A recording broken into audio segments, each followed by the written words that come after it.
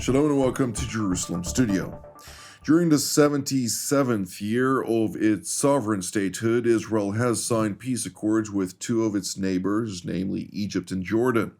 A third one, with Lebanon, was dead on arrival due to Syrian pressure. An interim deal, the Oslo Accords, reached with the PLO, neither blossomed into a permanent peace, nor was it cancelled. Subsequently, the Abraham Accords were signed with four Gulf and African nations, nominally hostile to Israel, but not quite among its enemies.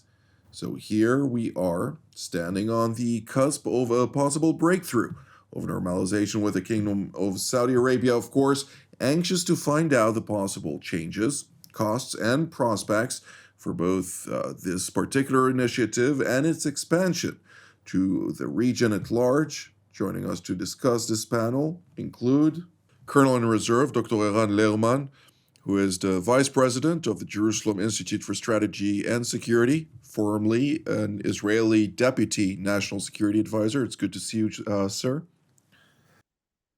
Good to be here in historic times, if they really are. Absolutely.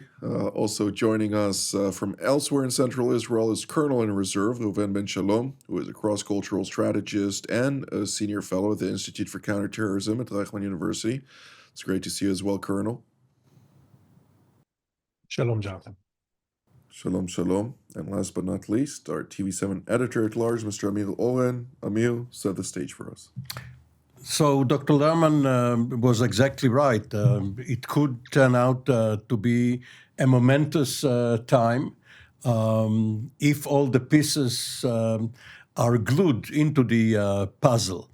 Now, historically, Israel demanded that Arab regimes representing their nations, even though not necessarily in a democratic fashion, conduct direct talks with it as a prelude to formal relations. Saudi Arabia has leapfrogged over this condition. It has expressed its willingness to normalize and formalize relations with Israel, provided that certain conditions are being met. So in that regard, the onus has been on Israel for the past several years. Perhaps the conditions were such that politically the government in power could not bear the burden. But President Trump, by going to the region, is forcing the issue. And we will see whether all of the parties involved are ready finally to pay the price of admission and get involved with each other. Colonel Lerman, I'd like to hear your take on this, since on the one hand, we do hear what Mr. Owen is mentioning about the Saudi demands, so to speak, but the political forces within Riyadh have a different timeline. And they also understand that reality can be altered, not necessarily by their demands, but in conformity with reality on the global stage.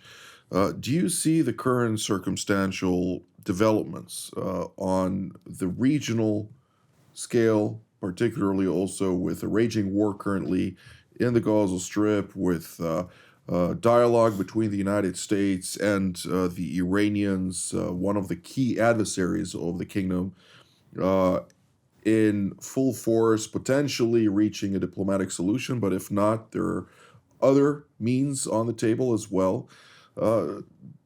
Is this something that the Saudis currently are considering as the right climate for normalization? Well, frankly, I would break this down to two levels. At the highest level, normalization in the fullest sense, in the Abraham Accord sense, an act of mutual recognition, a treaty, a handshake, a symbolic meeting on the White House lawn or in Riyadh or imaginably in Jerusalem, The embassies, the whole paraphernalia that went with the Abraham Accords, in the case of the UAE, in the case of Morocco a bit later, in the case of Bahrain almost immediately, all of this is beyond reach at this stage in the relationship with Saudi Arabia, because the political conditions, as you suggested, in Riyadh and certainly in Jerusalem, are not conducive to finding a common ground on the even in the symbolic aspects of the Palestinian question in a manner that would satisfy the real expectations on both sides. But this is not right now what is of I believe, and I've recently written, it's not the essence now. The essence is the need for Israel and Saudi Arabia, without the ceremonies and the handshakes, to come to a broad-based strategic understanding of what needs to be done across the region. And very quickly, I would say, first and foremost, of course, the Iranian question, because if the gap does not narrow between what seems to be an American demand for the dismantlement of the existing Iranian enrichment capability and the Iranian insistence on keeping it, we are headed towards a crisis. And the role of the Saudis in such a crisis, whether it is filling in for the Iranians in the energy markets or facilitating the use of the Gulf airspace for military operations, the Saudis are going to be a vital key element in any future scenario. The Houthis, at the end of the day, with all the bravado coming from some Israelis about we'll do to them what we did to Hezbollah, that's not in the cards. I would say this mildly. Hezbollah was ground to dust after 15 years of preparatory work, intelligence, operational planning, Air Force targeting to the finest detail. We have nothing of this available to us in the Houthi context. The one thing that would grind the Houthis down would be an effective operation of the anti-Houthi forces in Yemen. And for this, once again, we need not only the Emiratis, who've been quite effective there, but the Saudis with the bulk of their capabilities and the forces with which they are associated. We need to work together. In Syria, if there's any chance of drawing what's his nom après la guerre, Ahmed al-Shara, formerly the jihadist called Jolani, out of his jihadi affiliation and away from a neo-Ottoman framework, we need the Saudis and their money and their influence. If Lebanon is to be stabilized under a new leadership that goes after Hezbollah, as they did recently in the Beirut port, a remarkable development, we need the Saudis to be there to back them up. And perhaps equally important, or even more important for Israel, shoring up the Jordanians and the Egyptians at the time of major economic disruption. The Emiratis have pulled their weight by investing in projects in Egypt, but the Saudis need to be there as well. So we need to talk to the Saudis. We need to work with the Saudis. We need a broad base of agreement under America, coordinated with the Americans and under an American umbrella. And all of this needs to happen now. Colonel Ben Shalom, your take on that? Well, first, every Israeli would want to see normalization with Saudi Arabia. I would argue that in a way we have normalization with them. The reason is that we have no conflict with them, and in a way we were on the same side for many years. They're good partners. The Americans fly F-15s not far from us. We fly around the region a lot, especially recently. So there's really not much difference as far as our strategic alignment, our interests. There's no question. But of course, there's no overt relations, and the ceremony will be important. The dialogue will be important. And as Dr. Lerman said, many other things that could follow financially, etc. The problem until now was that the Israeli government had to do something very simple, and that's hint to an avenue forward with the Palestinians. And this very simple rhetoric, in a way, is something that so much counters the policy of the Israeli government, the current Israeli government, that this is something that seemed problematic, by the way, still may be. Maybe I missed something, Jonathan, but we're almost talking as if we're about to celebrate the ceremony, and I'm not sure I see that happening so fast. I'm not sure what Trump's going to do in the region. I'm not sure what he's going to declare. I'm not sure where this is going. The war in Gaza right now is still not solved. Israel is still speaking about stepping up operations in the new Gideon's chariots phase, even though it's clear that the Americans, although they're backing Israel, do not want this phase. They want to see this de-escalate. They want to end the war. I think this is the American interest. How will it tie in together with the rest and with Saudi Arabia? I'm not sure. It's hard for me to believe that we're going to see a declaration by the Americans that reach some kind of agreement with Saudi Arabia that entails a declaration of Israel that goes counter to its policy so far. It doesn't even make sense to me as far as the construct of the current Israeli coalition. So, like Trump says, we'll see what happens. We all know where we want to go. It's positive. There are many benefits that will come out of this. Saudis want it. We want it. The entire region wants it and needs this. Probably the question is Gaza, policy, rhetoric, and diplomacy, which is sometimes no less than actions. And we'll see where it goes from there.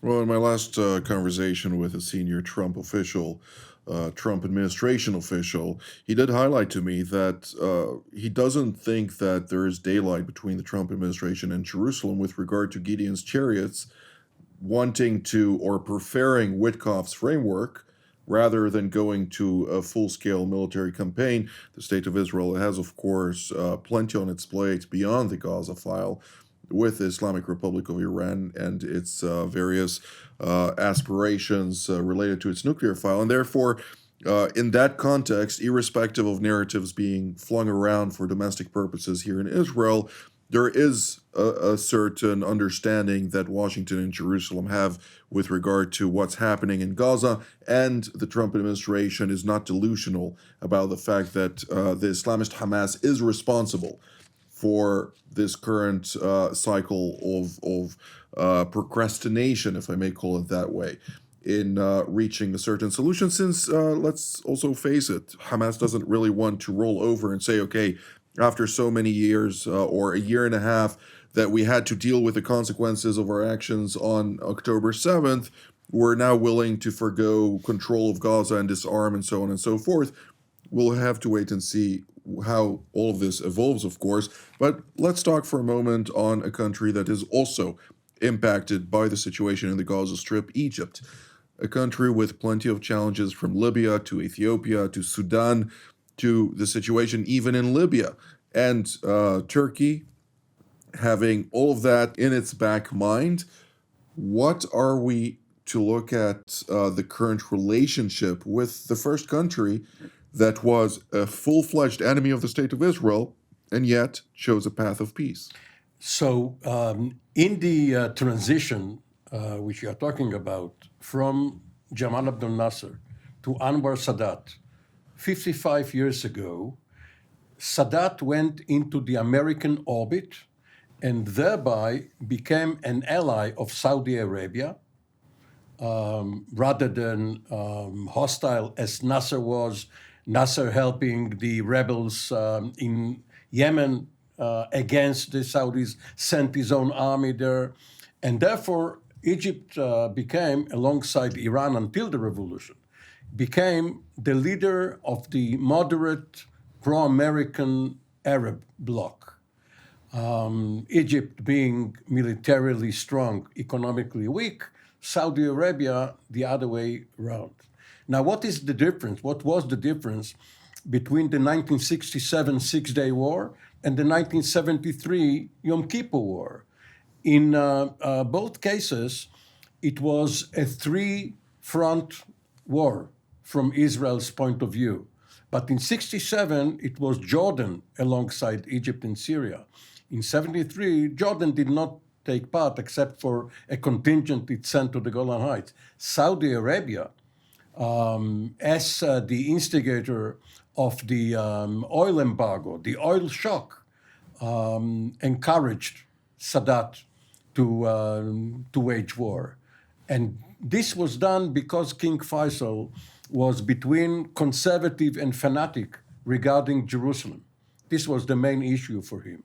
Mohammed bin Salman 2 generations, perhaps 3 generations later, and not a direct descendant of Ibn Saud, is willing to make a deal with the Americans and the Israelis. Indeed. Well, Mr. Owen, with that being said, strategic power competition has its toll.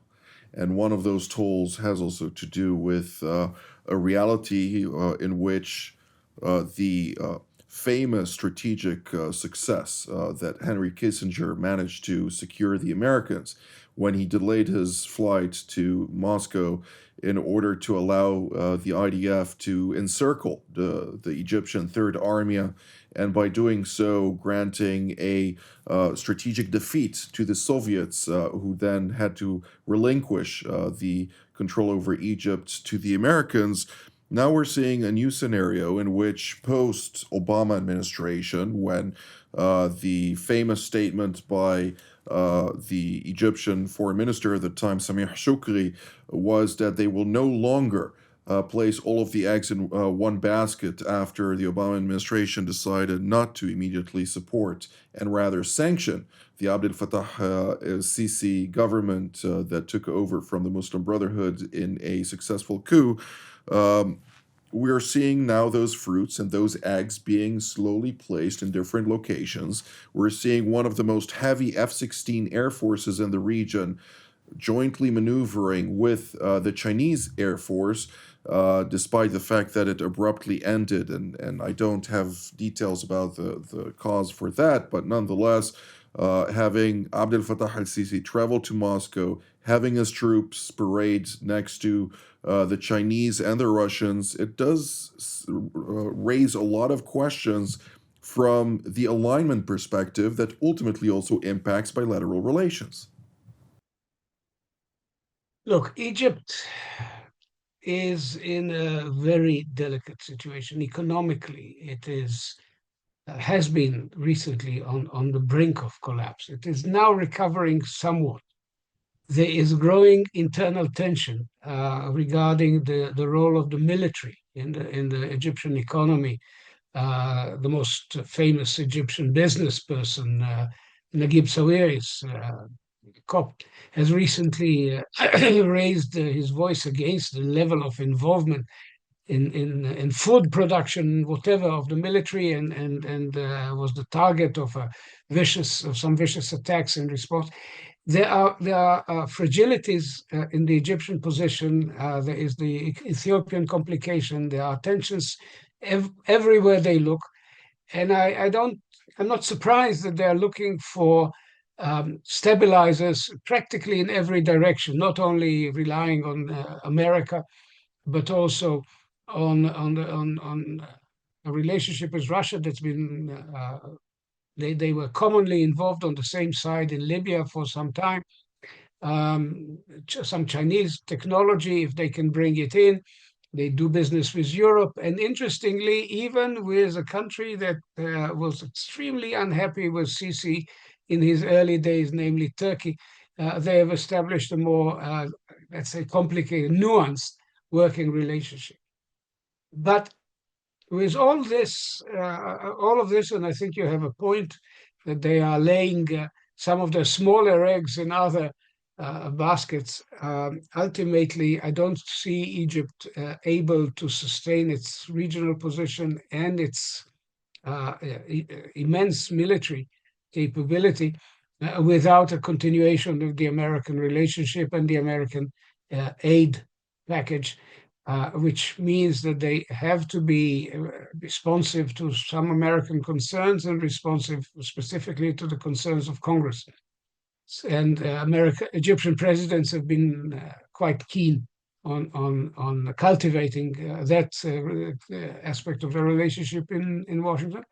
And frankly, they, over the years, have come to understand that this also reflects their relationship with Israel is part of the equation there. So I don't think that we are at the point of departure, but it's true that the Egyptians are broadening their range and looking suspiciously at where Washington is headed, but it is not the kind of 180 degree twist that Sadat performed when he took Egypt all the way out of the Soviet camp and over into the American camp. We're not there yet. Absolutely. Well, that's a good reflection of the current state of play. Colonel Ben Shalom, very briefly, if you'd like to add to that, but I'd like you to touch on the Jordanian angle, since Jordan is also a very important partner of the State of Israel, an ally, so to speak, in context of the peace treaty signed between the two countries. But nonetheless, despite domestic issues and challenges, representing the complexity of this relationship between the two countries, nonetheless, the Hashemite kingdom is vital for Israel's strategic security and is regarded, in general, this landmass called Jordan, as Israel's strategic depth of field. It's hard to describe how important these strategic peace treaties are with both Egypt and Jordan. Being our neighbors and having, in a way, this being Israel's strategic depth is critical. You're right, Jordan itself is challenged and threatened even in a way, and a lot of that has to do with us relating to things that come over and or could spill over. That's why our cooperation, our collaboration even, I would say, is very important and ongoing. And a lot of it is done under the radar. You can notice that also Egypt and also Jordan, there's always this sensitivity of the alignment with Israel. And let's face it, the leadership may be aligned with us. The policies of the countries are aligned with us. A lot of the people don't like us. They watch Al Jazeera, so you can have hundreds of millions of people that aren't too happy with Israel, certainly now with what's going on in the war in Gaza. So public opinion in the street could be very critical towards Israel, so harsh that it's really hard for Israeli ears to hear this. But again, strategically aligned. And Jordan has many complexities that are in a way solved, or the collaboration with us puts all the pieces of the puzzle together, and that's working beautifully. Working with the Americans much more than the past. I remember in the past when I dealt with this directly, of course, there was always U.S. involvement, but now it's much more, I would say, boots on the ground and hands-on with this working, having all these parts going together, and it goes to the whole spectrum of cooperation. Let's notice that we're looking at countries here that, unlike the Iranian axis, that they have a holy war to wage and they don't care about anything. Actually, they're sacrificing all the interests that we would think that are important interests for the people, for the nation. All the countries we're talking about around us are looking out for vital, important interests. That's why we have a lot of respect to the way Jordan sees it, the way Egypt sees it, how they're promoting it. Doesn't align 100%, but I would say 95. Absolutely. Well, Mr. Owen, since we have a lack of time. Just one important point is the step against the Muslim Brotherhood is an indication that they're not going to play Turkey's game. There were some speculations that Turkey intends to sweep all of the moderate Sunni states over to their side. The Jordanians have spoken. Which raises questions, of course, with regard to the Jordanian Foreign Minister Ayman Safadi, who is currently in Turkey for a couple of meetings with both his Turkish counterpart, Hakan Fidan, and the Syrian Al-Julani government foreign minister, having discussions on security matters and regional matters, which always also raises questions on this aspect. But you're right, there are contradictory developments from each of those different regimes in the region. The Emiratis are a vital part in this whole story and are the most potent force, alongside Morocco to a certain degree, even though it's a bit farther away, to the Abraham Accords. Yes, but the Abraham Accords is on one level bilateral between the various countries, mostly the UAE, because Bahrain and Sudan and Morocco are secondary, perhaps even marginal, did not blossom. But you mentioned Turkey. Secretary of State Rubio is detaching from the Trump party and is not going to Dubai. He is going to Turkey to take part in the ministerial preparation of foreign ministers, but also having bilaterals with Turkey. Let me just mention regarding Egypt. President Trump is obviously America-centered. He does not boast cultural sensitivity towards the region. And when he calls on both Egypt and Panama to forego revenue from American vessels traversing the Suez Canal as well as the Panama Canal, he has angered the governments in both countries whose economies depend on the canals. I do understand that point, and it may have angered the government in Cairo, but nonetheless, Cairo pledged to the Task Force 153 that was mandated to protect maritime navigation in the strategic Strait of Bab el-Mandeb, the Red Sea, and other strategic waterways in order to ensure its own economy. And lo and behold, when the time came, the Egyptian Navy, which is a very potent navy, was nowhere to be found alongside its American counterparts, which is very disheartening to say the least. The fact that the Americans ensured freedom of navigation to a certain degree and confronted those threats, I do understand the American perspective here. But the rich Americans cannot ask the poor Egyptians to support them, even though they can't give them a 747.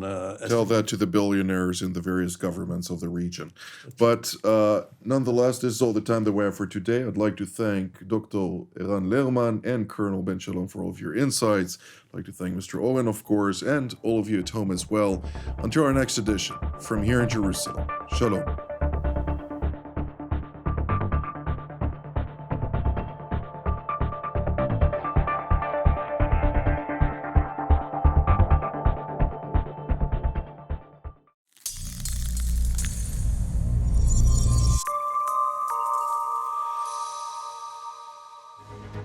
My name is Doron Gavish, and my background, 30 years of serving in the Israeli Air Force. My last job, I was the commander of the Israeli Air and Missile Defense during the introduction of the Iron Dome to the defense of Israel. All of this allows me really to be part of the team here in TV7. It is super important to have such a platform.